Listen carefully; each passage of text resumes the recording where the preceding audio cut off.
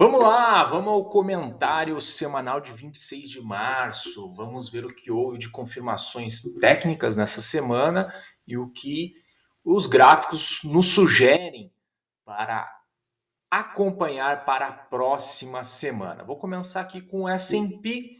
Tem um desenho aí que não estava no comentário passado, mas eu fiz uma publicação falando, eu fiz alguns cenários para o S&P. O primeiro cenário ali eu chamo de voo de galinha. Esse cenário já se desfez, inclusive eu vou apagá-lo daqui. Que era o quê? O S&P subiu, mas não ia muito mais longe, ele ia ficar preso aqui em algumas resistências, inclusive esta resistência aqui inclinada. No final da semana, na sexta-feira, ele conseguiu ainda vencer esta resistência inclinada. Então, se desfaz aí o cenário de voo de galinha. Agora nós estamos adentrando a um outro cenário que eu chamo de Dead Cat Bounce.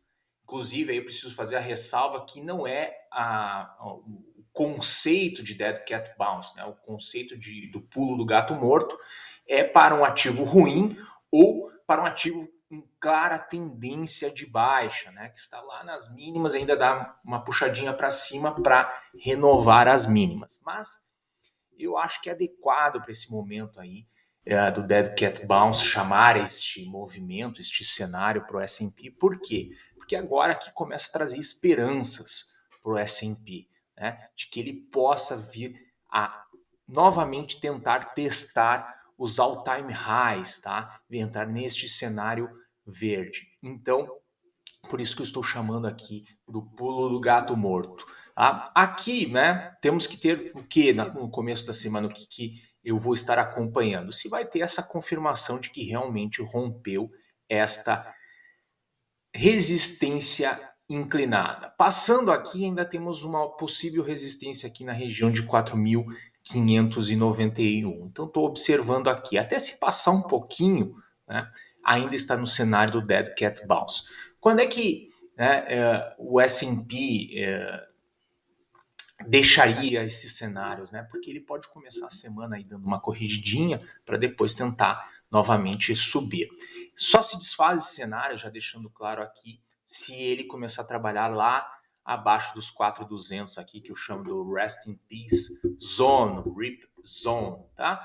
Uma região aqui que, se voltar para cá os preços, fica muito difícil, né? Dado a trajetória que a gente tem agora, de ter esperanças para os comprados. Então, expliquei aqui esses cenários, estou observando isso aqui no curtíssimo prazo. Tivemos aí no diário o rompimento desta região de resistência inclinada, falta a confirmação, estamos entrando no cenário do Dead Cat Bounce. Vamos olhar por médias, né? Por médias, o S&P aí fechou acima da média de 21 do semanal, né? Deu uma leve abertura na média aqui, né? Que isso pode sugerir aí uma retomada e abrir as médias. Conseguiu ficar acima da média de 200 e a de 21 parece se aproximar da de 50 para romper. Olhando essa foto aqui do S&P, parece o seguinte, olha, já deu a correção do S&P e parece que ele vai realinhar as médias novamente para continuar subindo. Mas aí eu vou para o Nasdaq. Deixa eu mostrar para vocês o Nasdaq. O Nasdaq não está desta forma, né? O Nasdaq, a gente comentou na semana passada que ele podia fazer aí uma correção até a média de 21 semanal. Ele fecha exatamente ali na média de 21 semanal, que já cruzou a de 50. E o limite aí respeitou o limite superior da nuvem de Shimoku. E está trabalhando abaixo da média de 200. Então, pelo Nasdaq, o Nasdaq tem muito mais caminho a percorrer para deixar tudo alinhado. Se realmente for uma subida, for um teste de all-time high, né? E mesmo um teste de all-time high ainda vai ter cenários que a gente vai ter que desdobrar, porque pode ainda ser um topo duplo. As médias sugerem, né, que para um prazo um pouco mais longo, o S&P e o Nasdaq ainda é para baixo. Então, estou acompanhando isso. Vamos dar uma olhada no Nasdaq aqui por esta ótica. Ele conseguiu vencer aqui os 14.673 e ele rompe também, né? Ele faz aí um rompimento desta resistência inclinada. O único ponto aqui no gráfico, tá, é este candle que ele formou aqui em cima, este candle de indecisão aí. Mas também pode ser aquilo que eu comentei, né?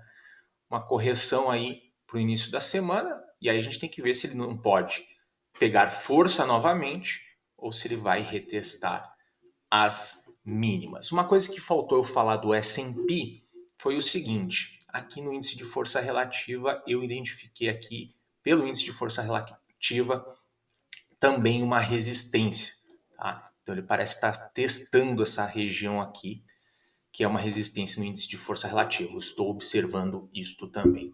Vamos falar de treasuries, tá?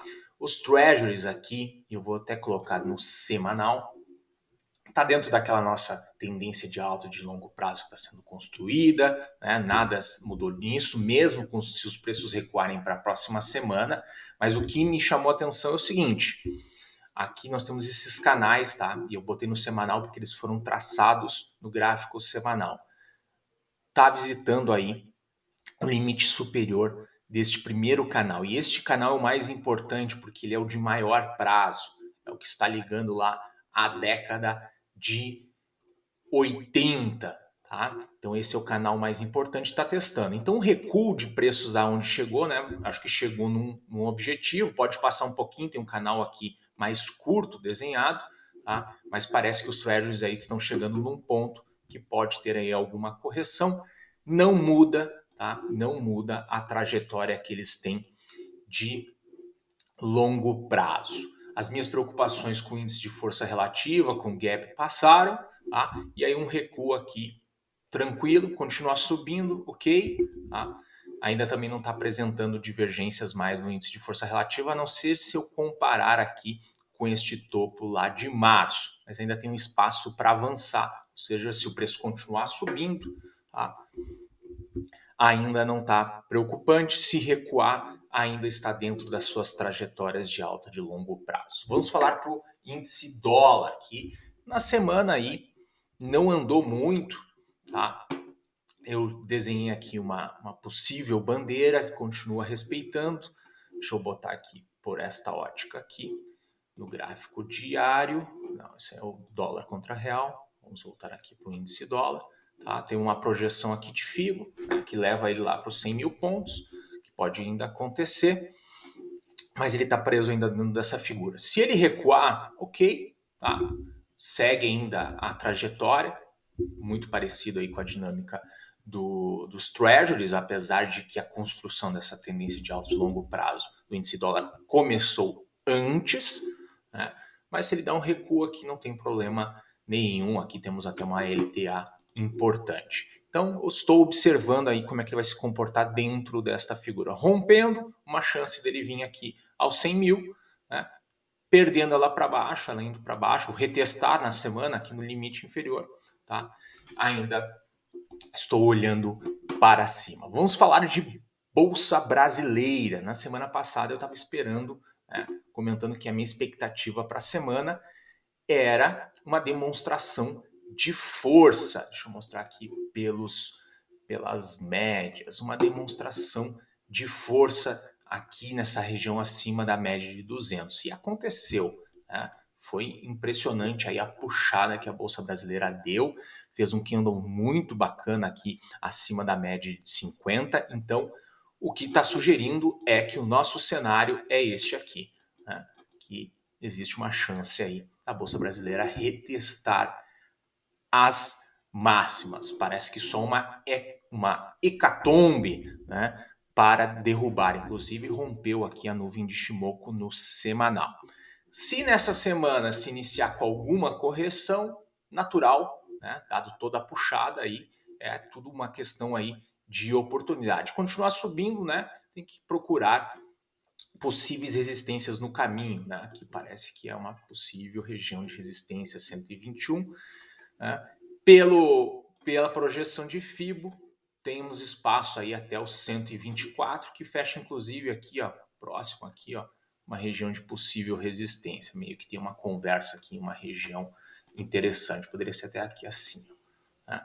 123.720, 124.215, não é estranho. Se eu der uma diminuída aqui, ó,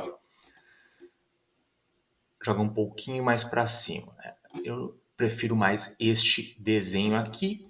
Estou acompanhando isso para a semana, um recuo de preços aí natural, já demonstrou a força, já fez o que precisava fazer. Agora é só uma questão das médias começarem a cruzar e todas começarem a se alinhar para cima. Vamos falar de dólar contra real, tá?